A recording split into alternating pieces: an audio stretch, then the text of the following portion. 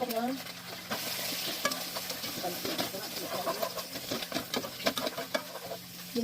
Yan.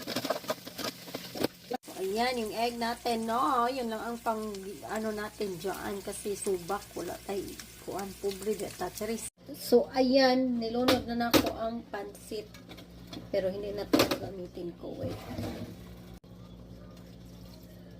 Dapat may measurement ako, eh. Tapos, lagyan mo ng parang, I think this is a light soy sauce. Yung dark soy sauce, tapos light sauce, soy sauce. You have any yellow watermelon in the Philippines? Yeah. And then, That's right.